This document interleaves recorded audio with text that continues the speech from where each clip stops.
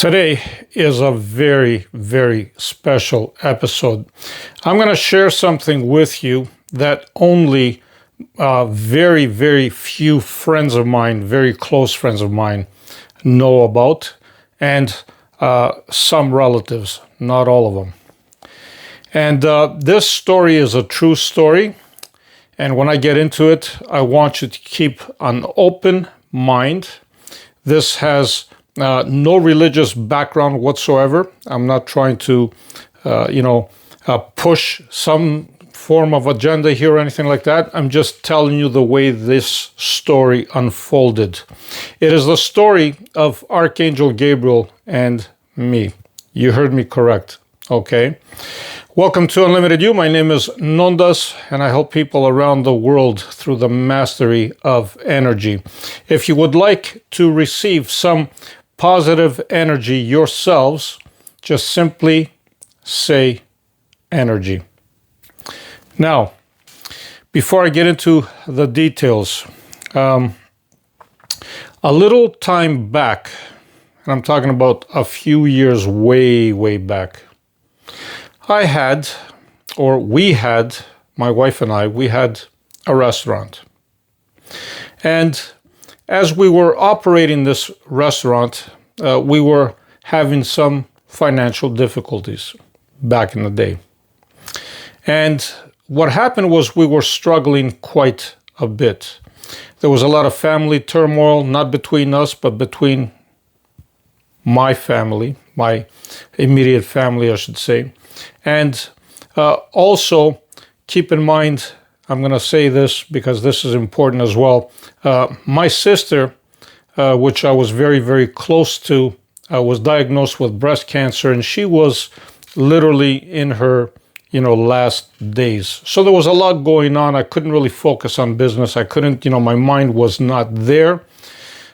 This has a lot to do with who I am today and my so-called spiritual awakening. And when I say so-called, it's because it is not a destination. It is always, a journey. So, having all those issues, I would find comfort back then, with my wife. We were at a condo. We were living in Toronto at the time, and we were on the 34th floor, right? And I remember we could look outside and literally see Niagara Falls on a nice, beautiful day. But we found comfort at that time. I was reading the Bible to her. We had, our newborn babies. They were young. They were twins. And they were still young. And we had all these issues going on financially and, with my sister, being very, very sick. So what happened was I would find comfort reading different chapters of the Bible every night to her. And as I would read these, different passages of the Bible, she would find comfort, and a lot of times she would just fall asleep. And I liked that. I enjoyed that. She was nice. She was calm. Our boys would be already in bed sleeping. They were young. So as I was reading constantly, night after night after night, one night, as I was sitting there, I had just finished reading. I, laid back on the pillow, and we were in bed. And as I laid back, I wasn't asleep. And I want you to really understand this. I wasn't asleep. I was looking up, and all of a sudden, as I was looking up, the room that I was in, the bedroom, opened up. Okay? Now, keep in mind, I don't do drugs. I wasn't drinking. None of it. No influence whatsoever. I'm just sitting there, and as I'm sitting there, the room just opened up. And as it opened up, it was like I was in a different dimension, because I was, literally. As it opened up, I looked, and it was a blue sky. Nice blue sky, right? And all of a sudden, in this blue sky, there were two, poles, like the electrical poles or the poles that carry, telephone poles, whatever you want to call them. They're electrical poles, actually. You know how they have those wires between the poles?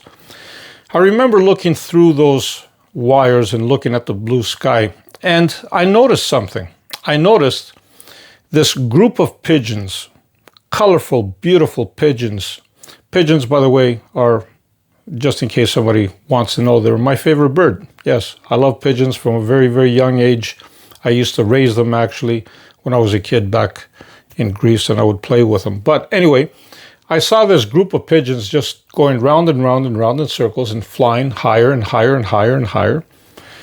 And as they flew in circles, there was maybe, I don't know, 30 of them, 35 of them. I didn't count. It was just a group, right? And as they went around in circles, all of a sudden they decided to close their wings and take a dive. I remember being a kid in Greece, watching my neighbors actually train pigeons like that, and they would, make them dive. Literally, they would put food on the roof or whatever, and they would just swarm, right? So it was the same thing.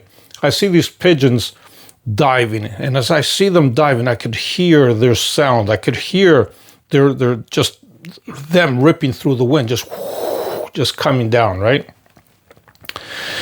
And as I'm looking at it, I say, what a fascinating image. It was truly amazing, truly loving.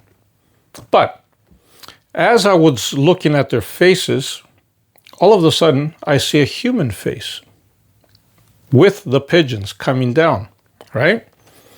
And this human face is getting bigger and bigger because it's coming closer and closer. It's swooping down with the pigeons, right? The rest of them were pigeons except that human face. And I remember it clearly.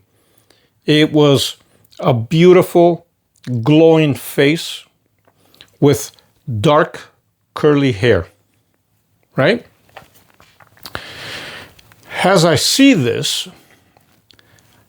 all of a sudden, I hear a boom, a landing, right?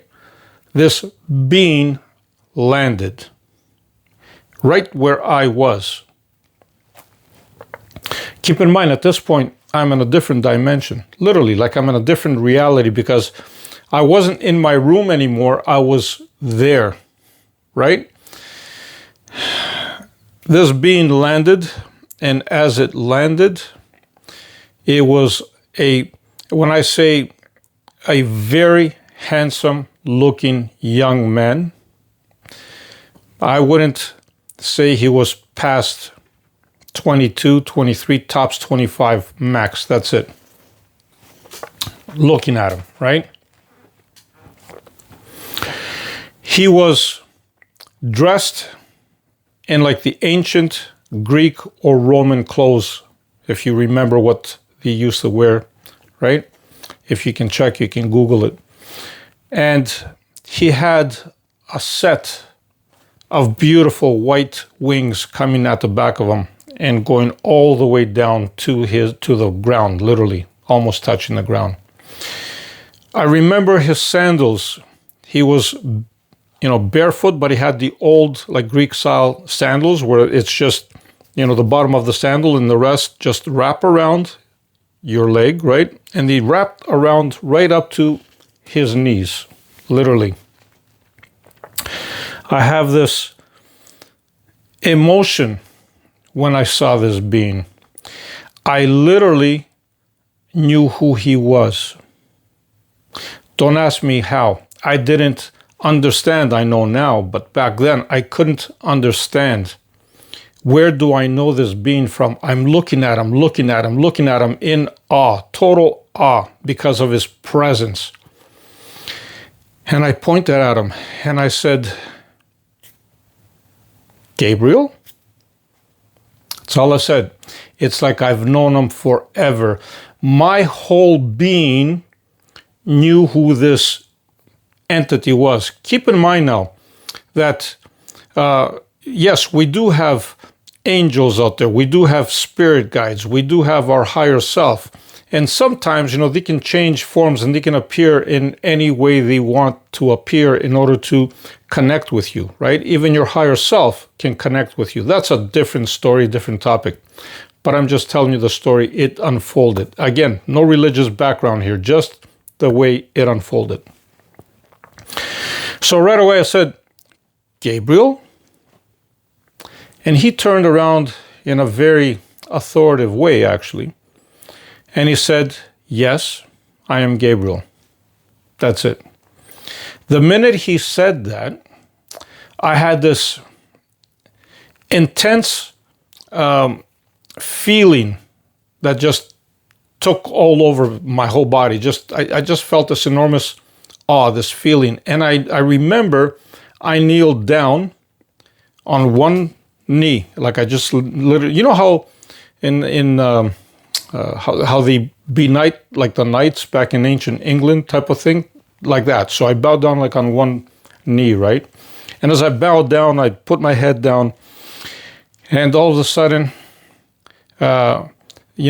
before that happened, sorry, I said, Gabriel. He says, yes, I am Gabriel. He says, I am here. I missed that part. He says, I am here because you need my help. That's all he said. So I bowed down, like I said, on my knee. And as I bowed down, we started speaking this different language, a language that is not of this earth, but yet I understood. I understood clearly. And I was speaking the same language, and he was speaking the same language. And as we were speaking this language, he touched my head, right?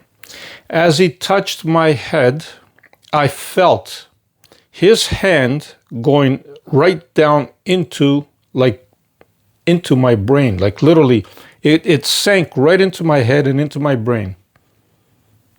I didn't know what was happening at the time. I just felt amazing. I didn't feel any pain. I didn't feel any fear.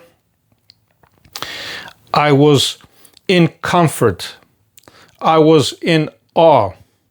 It was like I saw my long lost friend or brother or whatever you want to call it.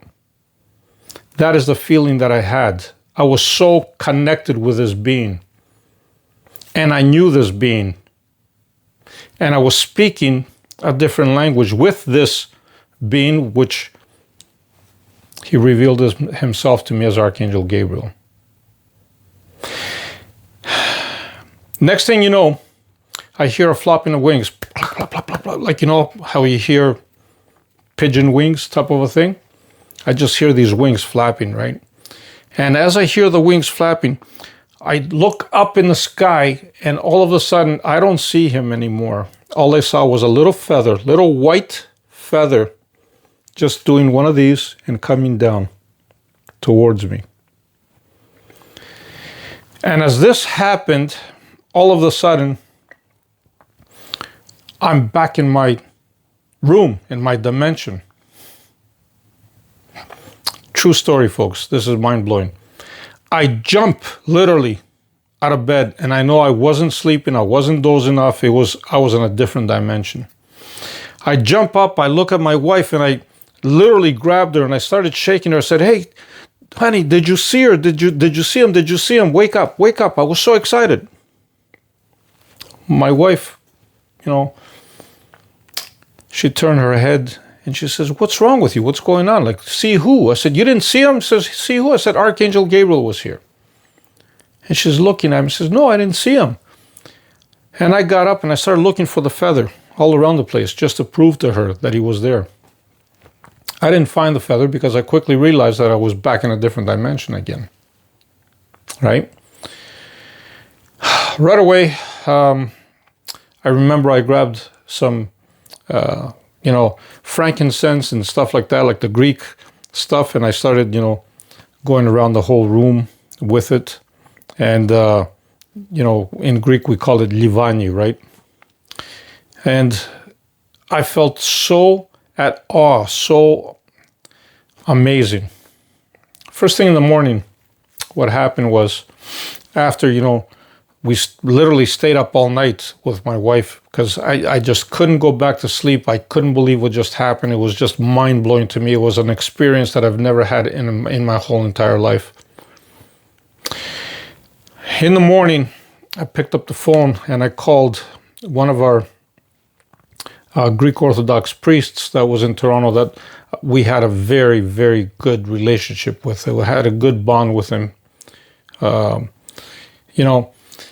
called him up and I said, Father George, I need to see you right now. He says, what's the matter? I said, I need to see you right away.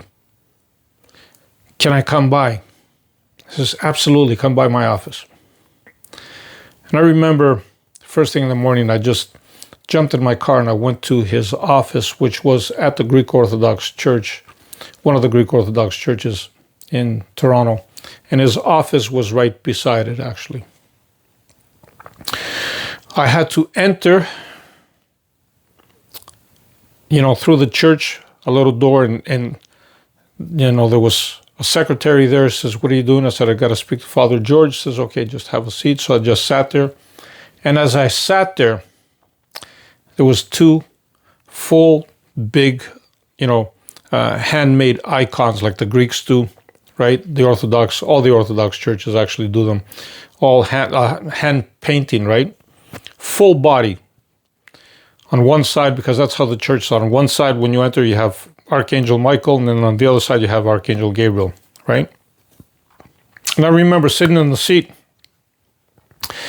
And you call it coincidence? There's no such thing. As I'm sitting in front of the seat, I'm sitting right in front of Archangel Gabriel's, icon, and Michael was on the other side. And I'm just sitting there and looking at him, right? I couldn't believe it. So finally, Father George comes out. He says, come on in, Nondas, what's going on? So we went into his office, and I explained to him exactly what I explained right here in this video. He, of course, started doing his cross. He started, grabbing my hand. He started literally hugging me, kissing me. He says, do you know what just happened? He says to me. I said, what happened? He says, you met one of the greatest angels ever, right? You met the angel that, announced the birth of Christ and so on. He got into the religious aspect, of course, of it. And he says, well, I said, what am I supposed to do? I don't know what to do. He says, well, you do nothing. You just, know that you have a very, very powerful, ally. You have a very powerful friend in your side. That's it. What else are you going to do? I couldn't rest. It was an amazing feeling. I got up after that, after chit-chatting with Father George for maybe half an hour or so.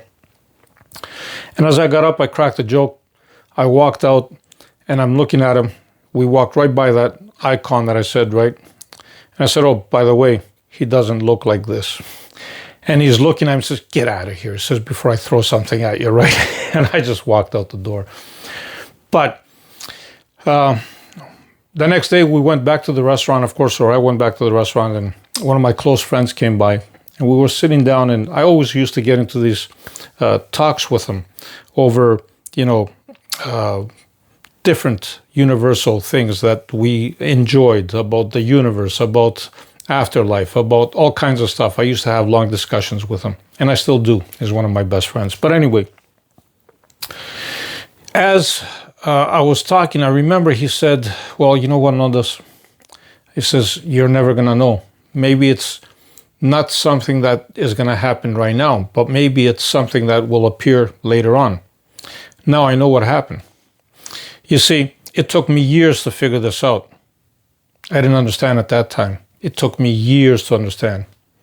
As he put his hand and he touched me and he went to my brain, I know for a fact that he downloaded information to me. What kind of information? It's the stuff that I talk about right now. But I still think, and I know that I just have just the icing. There's so much more, right? And I'll tell you why. When I visited my sister after that, the same day, the day that I talked to Father George, after that I went to see my sister. She was at home, actually. They didn't really keep her in the hospital until her latest days. I told her what happened, and she said to me, can you please, please, please pray to him? Can you have a conversation with him? Ask him about our Archangel Gabriel. Ask him to come to me because I really need his help, right? She knew that she had breast cancer. She knew that it had spread, and she knew that her days were numbered. So guess what I did? The same night I said, yes, sis, I will do that. Same night, I had a conversation. I just called him by his name, Archangel Gabriel, and I said, I need you to do me a favor. I just had a conversation. No prayer, right? It's a conversation. I'm just having a conversation. I said, I need you to do me a favor. Can you please visit my sister? She's dying, and if you can comfort her, see what you can do. That's all I said. I kid you not. The next morning, I went to see my sister again. And you know what she told me? My wife was with me. She said, I don't know what you did, but last night I had the most vivid dream. She had a dream. The most vivid dream. This young man came to me, and he said that he is Gabriel, right? And the minute he said that he was Archangel Gabriel, I immediately was asking for, she thought she had done something wrong, so she wanted, it's a long story about our, child's names and all that, but anyway, she thought that she had done something wrong. And he said, I didn't come here for that.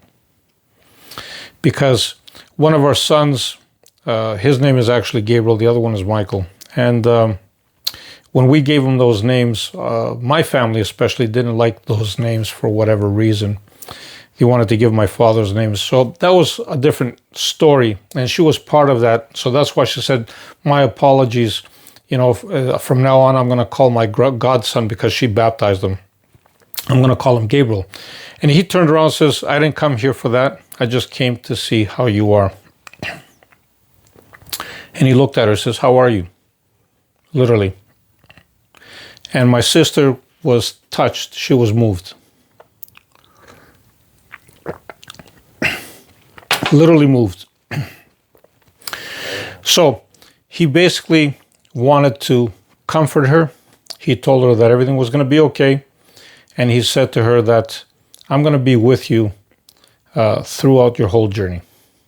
So, have no fear. I'm going to be with you throughout your whole journey. He didn't say anything else to her. And then he disappeared. So, take this story as you like.